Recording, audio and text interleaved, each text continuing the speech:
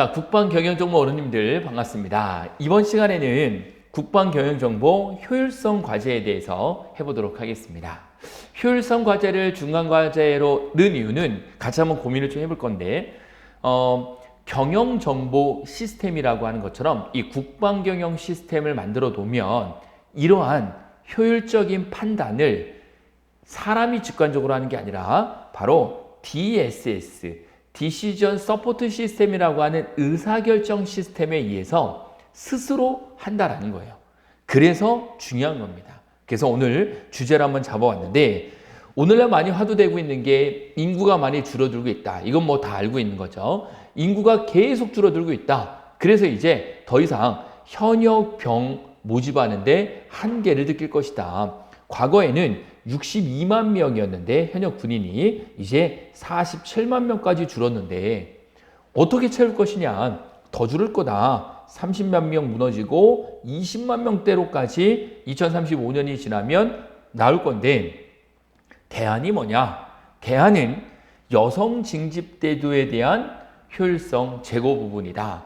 즉 인구의 반이 여잔데 여성을 활용해서 현역 군인으로 만드는 건 어떠느냐? 이 부분에 대한 연구를 하는 데 있어서 여러분들이 국방경영 시스템을 만들어 둔다면 훨씬 더 쉽고 빠르게 의사결정하는 데 도움이 될 수 있다는 거죠. 여기에 이제 뭐가 붙어야 되는 거죠? 국방경영 시스템에는 AI, 인공지능이 붙어서 빅데이터를 활용하든 인공지능을 활용하든 퍼지 이론을 활용하든 이러한 시스템을 이용해서 결과를 쉽게 도출해낼 수 있다는 거죠. 자, 그래서 이번 주제는 여성 징집제도에 대해서 시행을 해야 되느냐 하면 안 되느냐 이 부분입니다. 참고 논문은 인구절벽 시대의 여성 징병제도 실현 가능성에 관한 연구입니다. 국방경영 시스템을 활용하면 여성 징병제 도입을 시스템화해서 쉽게 판단할 수 있는 장점이 있다라는 거죠. 자, 대한민국 국가 안보를 책임지는 건 당연히 국군입니다. 대한민국 국군은 1948년 8월 15일 창설을 했고 징병제를 지금까지 유지하고 있습니다. 징병제는 만 19세가 넘어가면 대한민국 국민이라면 누구나 국방의 의무를 져야 된다. 단 병역법에 의해서 여성은 그러하지 않다. 남성만 간다라는 거죠. 그래서 이 징병제를 남성 문화에서만 남성만 책임지고 있었습니다. 1945년 광복 이후에 90년대까지는 원조를 받던 나라에서 개발도상국을 이제는 원조를 주는 선진국으로 성장을 했어요. 그렇게 가난하던 대한민국이 불과 몇십 년 만에 오히려 세계 10대 경제성장국을 이루는 나라가 됐죠. 그리고 2025년을 기준으로 글로벌 파이어파워에서 바로 세계 5위, 국방력 세계 5위라는 순위를 발표했고 2021년은 이미 대한민국 K방산이 수입액이 수출액이 수입액을 초과했다. 훨씬 더 우리가 이제 방위산업 분야에도 수입하는 것보다는 수출하는 게 더 많아졌다는 거죠. 자, 이러한 시대가 됐는데 아직까지 남성들만 군대를 가는 게 과연 맞겠느냐? 예전에 맞았다고 해야 되죠. 예전에 맞은 이유가 뭐겠습니까? 당연히 남성들로만도 얼마든지 60만 대군을 채울 수 있었어요. 하지만 이젠 60만이 아니라 40만까지. 이제는 30만. 좀 지나면 20만으로 줄어든다.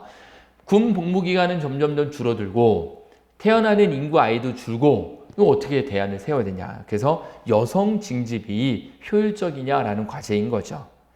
군사력 세계 순위 아까 말씀드렸던 바로 글로벌 파이어파워에서 지정한 대로 우리나라가 영국을 제치면서 세계 5위로 도약을 했죠. 특이한 점은 미국, 러시아, 중국, 인도, 한국인데 미국, 러시아, 중국은 공식적으로 핵을 보유했고 인도는 공식적이진 않지만 그래도 핵이 있다라고 우리가 알고 있죠. 바로 이 한국, 영국도 핵이 있어요. 이렇게 핵이 있는 나라들이 집중되어 있는 틈바구니에서 바로 대한민국이 껴있다는 건 핵이 없는데도 불구하고 대단한 국방력을 갖추고 있는 거죠. 반면에 북한은 세계 36위이죠. 하지만 5등과 36등이 싸우면 누가 이기겠습니까? 5등이 당연히 이기겠죠. 이길 확률이 훨씬 높겠죠. 하지만 우리는 비대칭 전력인 이 핵 때문에 우리도 쉽게 할 수가 없는 좀 안타까운 현실은 일부 있습니다. 자, 대한민국 국가안보를 책임질 국군. 하지만 대한민국 미래의 대한민국 안보를 책임질 상비 병력이 줄어들고 있다. 어느 정도 어떻게 줄겠느냐. 글씨가 좀 작아서 여러분들 잘 안 보이겠지만 1970년대만 해도요. 출생아 수가 100만 명이었습니다. 100만 명이 넘었어요. 그럼 100만 명이 넘고 나누기 2하면 50만 명이 징집 대상자이기 때문에 얼마든지 채울 수 있었단 말이죠. 하지만 2016년, 2017년이 되면서 35만으로 줍니다. 100만 명에 35만 명. 여러분 35만 명이 나누기 2하면요. 17만 명이요. 17만 명이 대상자가 된 거예요. 굉장히 많이 줄어들고 있는 그런 시점이 되는 거죠. 그리고 이 숫자도 점점점 줄더니 바로 2020년에는 30만 명대도 아닌 20만 명대도 줄었다. 이 20만 명대로 줄은 이 시점에 나누기 1을 하면 10만 명밖에 안 된다는 거죠. 10만 명, 10만 명이 대상자인데 그 중에 신체 등급이라든지 여러 가지 이유로 빠지는 사람을 보면 실제로 입대하는 인원이 몇만 명 되지 않는다. 그러면 과연 지금 징병제를 지금까지 유지하고 있었는데 과연 징병제도를 만들었을 때 대한민국 국가의 안보를 책임질 수 있는 제도겠느냐라는 부분이죠. 그래서 더 이상은 징병제는 이제 한계에 다다랐다라고 인정을 해야 됩니다. 그러면 그 이후엔 어떻게 되느냐? 모병제나 여성을 활용하는 제도 이런 것들을 연구를 해서 빨리 개편을 해야 된다. 이런 걸 연구하는 시스템이 바로 국방경영 시스템이 돼야 된다는 거죠. 자, 대한민국 안보를 지키는 사기병력은 몇 명이 적당한가? 딱 몇 명이 있어야 된다는 기준은 없겠지만 북한을 예의주시할 수밖에 없습니다. 우리의 주적이 바로 국토를 맞대고 있기 때문에 국방 중기계획에서는 2023년부터 27년까지 상비병력 50만 명을 2027년까지 유지하고 20만 명으로 약 1000명을 증원하겠다. 국무원도 5년간 2000명 확대하겠다. 하지만 대한민국의 가장 큰 위협인 북한의 군사력을 비교하면 대한민국의 적정 상비병력을 어느 정도로 둬야 되겠느냐. 이거에 대한 연구는 필요한데 국방부에 나온 자료를 일부 보면 35만 명으로 상비병력을 줄이겠다라고 하는데 문제는 35만 명도 징집제도를 유지하기가 어렵다라는 게 문제라는 거죠. 그래서 하루빨리 개선이 필요하다. 기존 관련된 논문을 연구한 사람들의 연구자들의 내용을 보면 김호춘 연구단은 우수한 여군 지원 확대의 방안이 필요하다. 오늘날 여성의 사회적 참여와 지위가 높은 학력 수준으로 높아지고 그럼으로써 여군의 일, 가정 양립, 자녀 교육을 강화해야 한다. 그리고 성범죄 근절이 있어야 되고 여군의 직업성 보장 증진이 있어야 되고 여성 친화적인 근무 환경이 조성이 돼야 되고 무엇보다 지속적으로 제도를 개선해 나가야 된다. 위 네 가지를 개선할 때 훨씬 더 대한민국 안보를 잘 지킬 수 있다라고 연구를 했습니다. 오정일 연구자 외 3명은 병역 의무 보편화 정책에 관한 실온적 연구, 즉 대체복무와 여성징병을 중심으로 해서 남성만 병역 의무를 지는 것이 부당하다고 생각하는 사람들은 대체로 여성도 군 복무를 할 수 있다는 인식이다. 사실 여성도 군 복무를 할 수 있다는 인식은 우리가 일반 사람들도 많이 갖고 있습니다. 왜냐하면 현역 군인의 10%가 현재 여성이거든요. 둘째, 시민들은 여성의 병력을 이양할 경우에 남성과 동등한 의무가 부과되어야 한다. 당연하죠. 급여, 권한, 책임 동등해야 된다. 남녀 차별을 두면 안 된다. 여성은 남성에 비해 거부에 대한 처벌이 불합리하다는 생각이 강하다. 결론은 여성들은 군복무에 관한 거부감이 큰 결과를 도출하였고 여성의 징병제도는 실질적인 대상인 여성의 거부감이 커서 실현 가능성이 낮다라고 평가를 한 게 오정일 등 3인이 됩니다. 하지만 이 연구가 100% 맞다라고 볼 수가 없는 게 많은 리서치 조사에서 보면 실제 대상자인 여성분들도 나도 징집제도가 시행하면 군대 갈 수 있다라고 찬성의 의견이 반대의 의견보다 높은 리서치 조사도 상당히 많이 있는 추세입니다. 박진수 연구자는 인구감소 시대의 대안적 병역제도로서 모병제와 여성 징병제를 중심으로 연구했는데, 모병제와 여성의 군 참여 확대 혹은 여성 징병제는 인구감소 시대의 대안적인 병역제도로 관심을 받고 있다. 낮은 모병률로 인한 병력 부족의 우려를 고려할 때 현 시점에서 전면적으로 모병제 도입은 불가능하다. 저도 동의합니다. 한꺼번에 갑자기 징병이었다 모병제로 바꾸는 게 아니라 점진적으로 바꾸는 것은 필요하겠죠. 그러나 모병에 대한 사회적 요구와 경제적 효과성 등의 모병제의 장점을 고려할 때 실험적으로 부분적 모병제를 도입하여 징병제와 이 부분 함께 운영하여 징모 혼합제를 하자. 그리고 여군을 점진적으로 확대해서 시설과 장비를 꾸준히 개선하고 여군에 대한 군 내, 군 외에 잘못된 인식을 개혁한다. 여기에 대해 조금 이야기할 부분이, 대한민국은 징집제도를 시행하고 있기 때문에 너도 나도 군대를 의무적으로 가야 됩니다. 그러다 보니 인식이 안 좋은 게 사실이에요.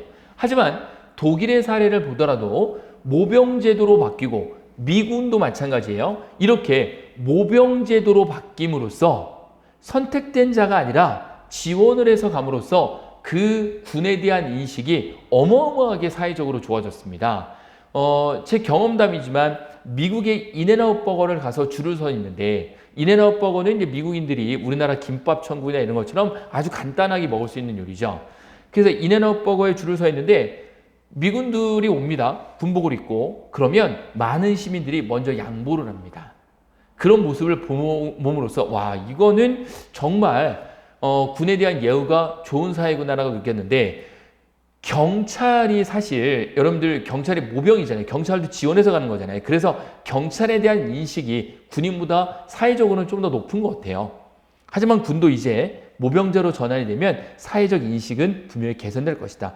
공론화와 수기를 통해 여군의 역할과 책임에 대해서 사회적 합의를 구축해야 한다라고 주장합니다.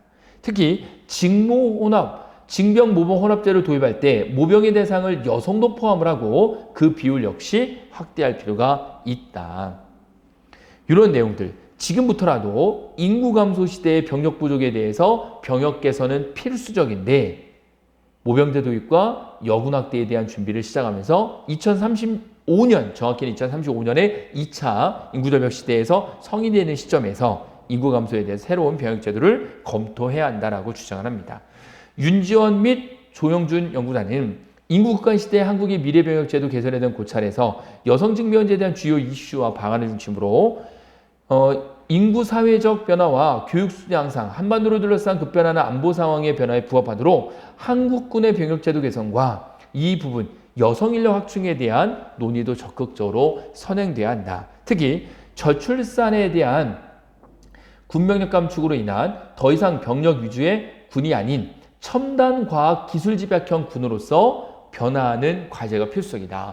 언제까지나 전쟁이 되면은 힘센 남자, 건강한 신체적으로 좋은 남자가 총들 두고 나가서 싸우는 시대는 이제는 지향하고, 미래에 바로 첨단 과학 기술의 발전을 우리 군에도 스핀온해서 훨씬 더 좋은 군사력 전투를 만들어야 된다는 거죠.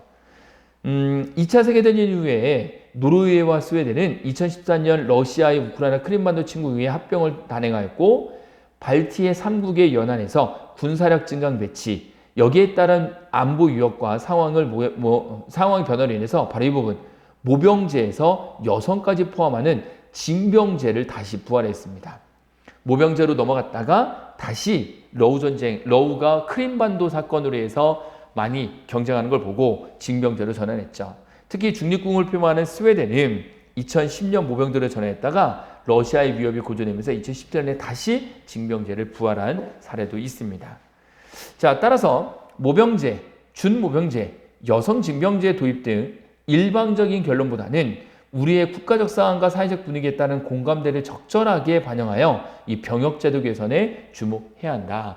현재 대한민국은 징병제를 모병제로 한 번에 전하는 것이 아니라 여성 징병제를 도입하는 것은 비현실적이고 국가안보 및 사회적 경제에 큰 충격과 엄청난 갈등이 야기될 수 있기 때문에 모병제를 강화하고 군의 처우 개선을 통해서 여성도 남성에 비해서 더 많이 뽑아주자. 사실 이게 현실적으로 가능한 이유가 뭐냐면 육군사관학교든 3군사관학교든 학사장교든 ROTC든 남성, 여성을 따로 뽑잖아요. 남성의 지원율보다 여성의 지원율이 압도적으로 높습니다. 여성이 군대를 많이 가려고 하는 압도적으로 비율이 높아요. 물론 채용 인원이 작아서 그렇겠죠. 남성을 더 많이 채용하기 때문에 지원율이 높낮이 차이가 있겠지만 하지만 여성이 압도적으로 지원율이 높으니 여성도 훨씬 더 군에 가고자 하는 열망이 있으니까 지원율을 높은 만큼 더 TO를 많이 만들자라는 거죠. 그러면 해결이 일부 됩니다. 그렇게 주장을 하고 있죠. 그래서 노르웨이나 스웨덴처럼 선택적 여성 징병 도입에 대한 논의가 필요하다. 이러한 논의 검토 과정에 도출되는 다양한 의견 수렴을 통해 제도권 내부에서 안정적인 논의와 타협을 잘 도출하면 여성 인력의 군내 활용 확대를 통해 바로 저출생에 따른 병역 감소 해결과 불확실한 안보 사항을 적절하게 대처하고 미래 첨단 과학을 적극적으로 도입하는 데도 여성을 활용할 수 있다. 이 연구의 공통적인 결론인데요. 제가 한번 나름대로 내봤습니다. 공통의 연구 결과. 첫째, 인구 절벽 시대의 군입대 부족 자원으로 인한 군 병역 제도 개선은 필요하다는 인식을 다 갖고 있습니다.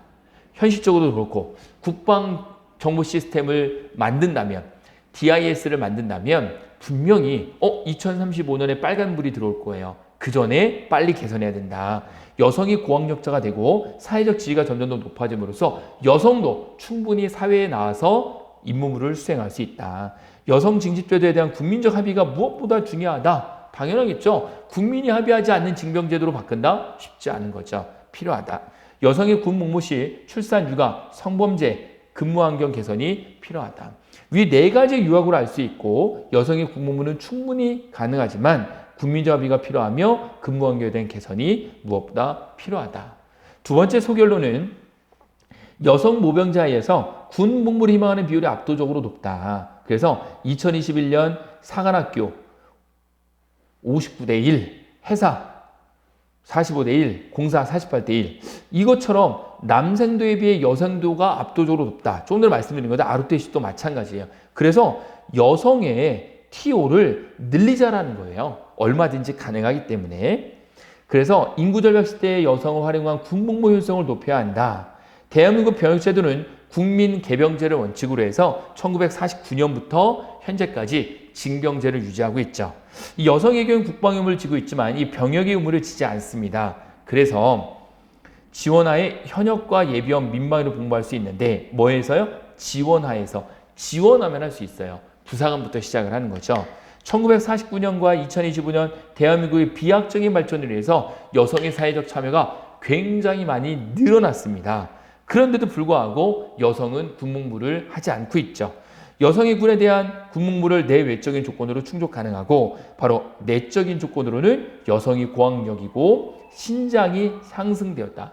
2004년 이미 평균 160을 넘었습니다. 전 세계 여성의 평균이 2021년에 넘은 거에 비하면 약 20년 앞서서 대한민국 여성의 평균 신장도 커졌다. 이제는 여성의 군복무를 참여를 더 확장시켜 여성에게 기회가 될 것이고 국가안보의 위협인 저출생에 대한 대안이 또한 될 것이다 라는 거죠. 제가 쭉 말씀드린 취지를 잘 한번 생각해 보시면 되겠습니다. 자, 그래서 이 국방 경영정보 시스템 디펜스 인포메이션 시스템 DIS를 도입을 한다면 이러한 정양적인 것뿐만이 아니라 정성적인 측면을 고려를 해서 보다 구체적이고 현실 가능한 대안의 의사결정을 할 수 있을 것이다 라는 거죠. 그래서 이제 우리가 이제 중간고사가 끝나고 나면 이후에는 여러 4차 산업혁명의 신기술들을 우리가 공부를 할 겁니다. 여러 가지 기술들을 그걸 잘 도입을 해서 활용하시면 좋겠습니다. 자, 이상으로 제 얘기를 마무리하고 2교시에는 부대별 병력 구조, 즉 인력 구조를 분석을 해서 바로 여성 징병제도가 현실성이 있는지 여러분 각자 나름대로 연구를 하고 한 번 정도는 단 1시간, 너무 길면 30분, 단 10분만이라도 과연 여성 징병제가 우리나라에 현실성이 있느냐? 무조건 안 돼, 무조건 돼가 아니라 조금은 더 깊게 한번 생각을 해보시는 그런 시간을 2교시에 스스로 학습을 하시면 되겠습니다. 고생 많으셨고 저는 다음 시간에 뵙겠습니다. 고맙습니다.